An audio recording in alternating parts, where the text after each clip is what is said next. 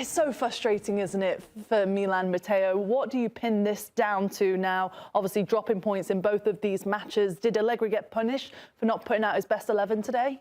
He absolutely did, but he's gotten punished when he has put out his best 11. He's gotten punished against small teams, and what we've seen time and time again, it wasn't the case so much in this game, but overall, if a team drops back into a low block, you feel like Milan, without a striker, when they have Pulisic and Leao, they have such a hard time breaking you down. Today went with Yashadi instead of Modric. Yashadi's still a wait and see, right? He's barely played, he had the injury, but he's not really making the impact. I thought Samuele Ricci, 25 million euro signing, was poor. Estupiñán's now become a bit of a riddle for Milanisti. He's been very poor. It's kind of reminding of Emerson Royal, Bartesaghi, the youngster. There's a reason why he's starting at left back. I actually quite liked Füllkrug.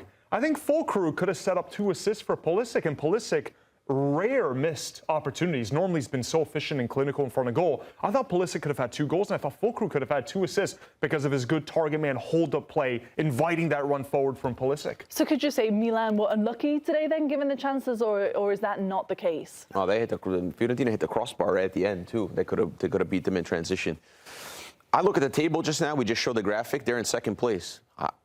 I think that they're over-exceeding what the expectations were with the players that they have. You're talking about their best players, and this is not to take anything away, Pulisic and Modric. Modric is 40 years old. When Modric doesn't play, you can see the difference. So for me, I'm not surprised at all. I think they're doing fantastic. Fiorentina is not an easy team to go play against. You know, you can't look at their table position. You have to look at the players they have and the way they've been playing the last couple of weeks. Not an easy place to go get a point. I think Milan are fine. I think they're right where they're supposed to be. Well, you can see as well the concern is Inter and Napoli have got a couple of games in hand over them, one of which is this afternoon. Here's a look at the highlights then, because in the first half, Marco, it was all Milan, wasn't it? We saw 3 chances even from Christian Pulisic, which was clear-cut. Füllkrug, as Matteo mentioned as well. They were dominating, they just couldn't find that end product. One of the first rules I learned is gol sbagliato, gol subito. If you don't score your chances, you're going to end up conceding them. And you just felt that this was the first one from Christian Pulisic. It was fantastic hold-up play, as Matteo mentioned, from Füllkrug. This is the first time that we're really starting to see this partnership form. From here, Pulisic has been so efficient, as well as Milan, when they get their opportunities. But today they weren't. Yeah, and you'll see the work that Füllkrug does here again. Very reminiscent of how Milan used Olivier Giroud. Look at him, gets in front of his marker, backs him up like he's posting him up, and then few ball rolls and back heel to find that run of Christian Pulisic. So that's twice that Füllkrug could have had an assist for Pulisic, who's normally so clinical in those positions inside the box. Well, from there, either far post, you could even reverse it to the near post. You see how big the goal was. And then it's a set piece. Big part of the game, we always say this, Camuzzo, the big Italian center back, going up and getting this thing, just glances it off his head, off the post and in, and you see what it means to Fiorentina and the fans behind them. 90th minute, this is where Milan came back into the match. Fofana, it's a fantastic assist from him, by the way. Perfectly times his run. You can see right here, Dodo just keeping everyone on side, and Nkunku, what a finish.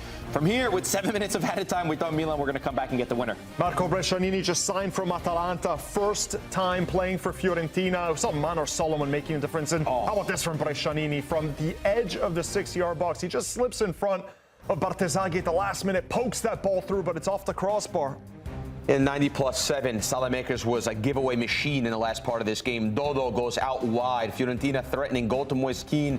And Kean, can he lift it? Can he play it across? It's tough. It's really a good play from Magnan to anticipate it as well.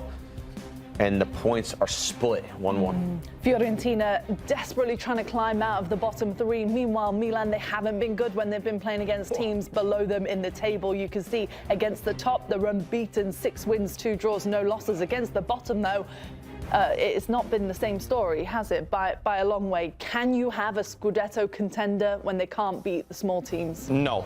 They have 5 points against Cremonese, Pisa, Sassuolo, Parma, Genoa, and Fiorentina. To me, no. And there's something weird with this Milan where they kind of look like what we saw with Fonseca and Conceição, where they get into these crazy matches towards the end of the game. And with Allegri, we expect more seriousness. But I also want to give credit to Fiorentina, because I really like the response that Fiorentina have had in these last weeks. The second half, the way that they played the match to get a tie before this match. You mentioned it before. Fiorentina fans would have taken that. They've clearly responded to Vanoli. The team has character. In the last game against Lazio, I said it again, even at the half, they played terrible in the first half against Lazio. They struggled in the first half against Milan. They still managed to get a result. That's not what Fiorentina was doing at the beginning of the season. I think they are steadying the ship. These are the results that give you confidence that they could fight a relegation battle. Really quickly, Milan are dropping points against these small teams because they had no strikers for half the season. Santi Menez is out. These small teams play a low block. Leao and Pulisic are playing out of position. This game was end-to-end. Yeah. Fiorentina didn't do what the smaller teams do. Fiorentina aren't a small team, let's be honest. They're a top-of-the-table team that's underperforming. But the small teams just sit back and say, we dare you to break us down. Whip balls into the box. Who's going to win them? Who's going to win them in the air? That's why they were desperate for Füllkrug to play against provincials and to hammer a ball into the box and know that this guy can win the balls 50-50.